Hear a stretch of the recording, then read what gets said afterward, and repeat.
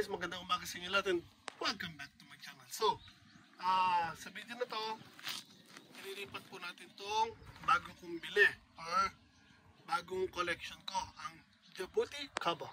So, lalagay ko kung ano description nito, scientific name, at saan siya nagmula.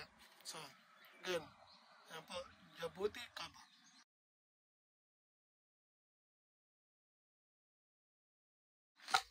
Bibili ko lang po dito and actually matagal ko na pong hinahanap to. May in-order na ako dati nito sa Amazon dito sa Japan and ang problema ko doon, hindi siya dumating kahit na-purchase ko siya.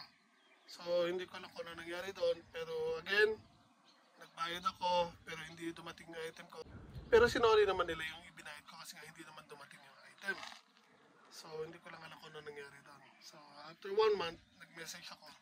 Ba't ka akong tagal, hindi pa rin dumadating. So, sinuli nila yung pera ko kasi nga hindi dumating yung order ko. So, marami akong nakikita nito sa Amazon. Ang problema, ang mahal. Usually, mga ganitong kalaki, makakabili ka isang lapad. I think meron ako nakita na 7,000 or Q-Seng yen, 9,000 yen. Meron ding 7,000 yen. Ang problema kasi, picture lang nandun. So, hindi natin alam ko yung ano yung actual na image niya. So, luckily, nung isang araw, punta ako sa immigration sa may Takasaki.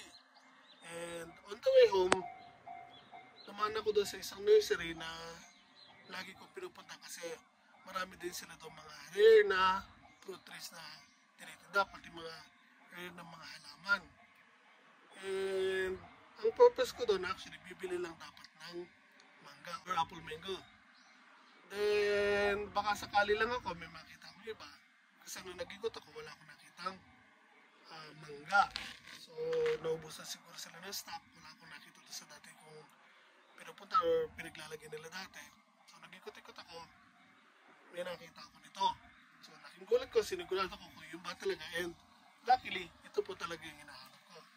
And the price considered or compared doon sa nakalagay sa Amazon is laking diferensya, halos kalahati. Kasi ito nasa halos 6,000 ang bili ko. Pero again, compared doon sa isang lapad or 10,000 yen, nakatipid ako ng 4,000. Then bukod dito, meron pa kayo ibang nabili pero mamaya ipapakita ko na sa inyo, gagawa ko na separate video. Kasi irilipat na rin po natin sila. So, again, ito po yung Djibouti Kaba and now, irilipat po natin siya. So, samahan nyo ako.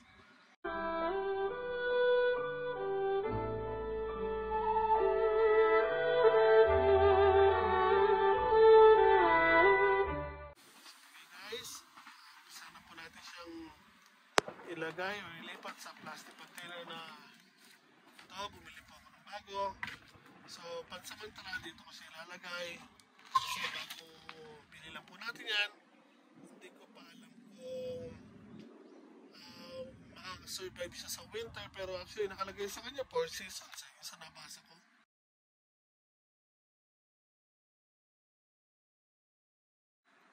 So, walang problema. Pero gusto ko, pag mature muna siya ng konti or tumigil muna siya ng konti sa loob ng mini greenhouse ko bago siya totally exposed sa malamig by next year. So again, lagay ko siya dito.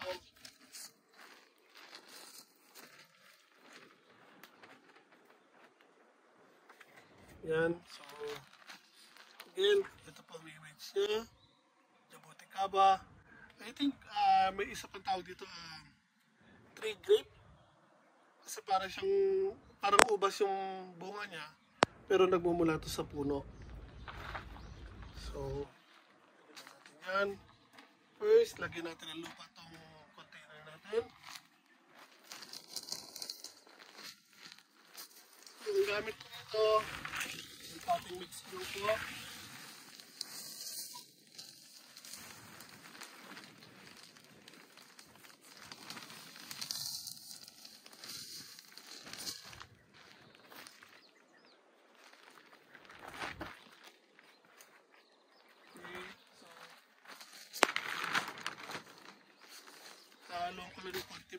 yung pellet. I-mix ko na po sa lupa to. So hindi ko muna lalagyan masyado ng marami.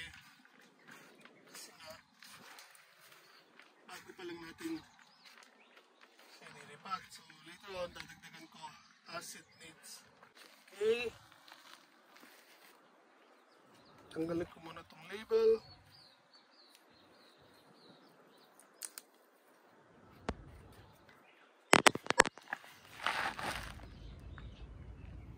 So again, ito ang itsura niya sa malapitan.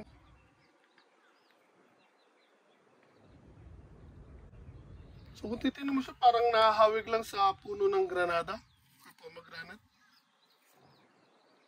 Yung itsura ng puno, kasi yung dahon. Kaya nga lang sa pomegranate or granada, medyo pahaba lang yung dahon. So okay, tanggalin natin to. So sa nakikita ko, itong pinagtataniman niya or lupa niya na nakalagay dito sa lagay niya sa plastic is buhangin. So hindi ko alam kung mas gusto niya mga ganitong type ng lupa. Kaya wala akong buhangin dito. So pansamantala yung potting mix ang gagamitin ko. So ibuhagag lang natin ng konti yung lupa niya para makahinga ng konti yung ugat niya.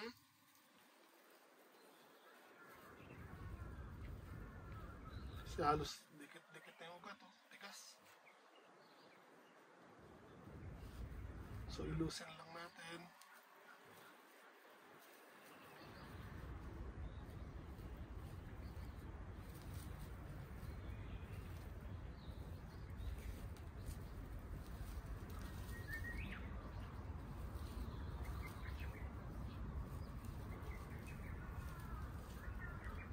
So halos buhangin ng pinagtaniman niya.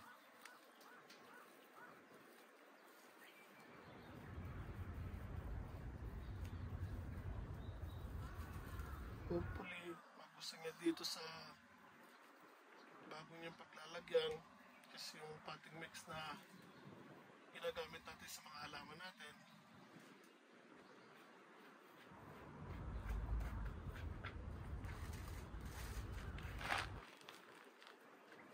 Okay. So, for now, dahil summer na dito sa Japan, hayaan ko muna siya dito sa labas.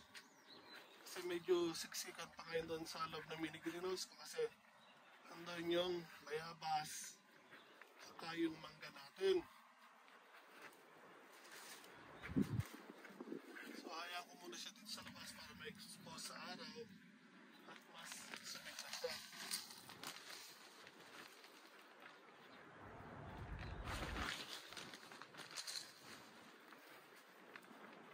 So again, itong jabuticaba, I think galing to, originated siya sa Brazil, if I'm not mistaken. And again, maglalagay ako ng link para may konting description about sa halaman na to. Origin niya, scientific niya.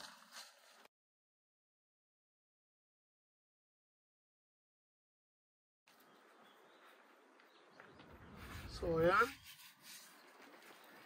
So didiligan ko lang to, then ihanap ko ng pwesto dito sa harapan ng bahay. And probably next year, pag medyo lumaki na siya, pipili tayo ng mga ilang sanga sa kanya, tapos pagugatan natin, or i-layer natin. Para makapagparami tayo dito sa bahay. So, actually ito, gusto ko magkaroon dito sa Pinas. And may nakita na ako isang nagbebenta dito sa Pinas. I think somewhere sa Laguna or Batangas. Or dalawa ba sila, Laguna and Batangas. So, dapat hahanapin ko siya pag uwi ko and bibili sana ako. And luckily, ito nga, may nakita na ako dito. So, baka hindi na ako pupunta doon. Paparamihin ko na lang to. And pag sinipag ako, baka it's either kung gusto ko mag-uwi this year, baka bumalik ako doon sa binibilihan ko. It's 1.5 hour mula sa bahay ko. kakabili na lang muna ulit ako ng isa, tapos as is kung dadalhin na lang sa Pinas. Pati yung Giant Jujube or Super Giant or Taiwan Jujube. So again, inuulit ko, nabanggit ko sa isang post ko sa Facebook na tinawag ko siya na Thailand Jujube. So inuulit ko po, mali po yung pagkakasabi ko, Taiwan Jujube po, hindi Thailand Jujube. So again, ayan po yung Jabuti Kaba natin. Again, ito, habang lumalaki ito, pag nagbunga po siya, ang bunga niya po ay lalabas po dito sa may puno.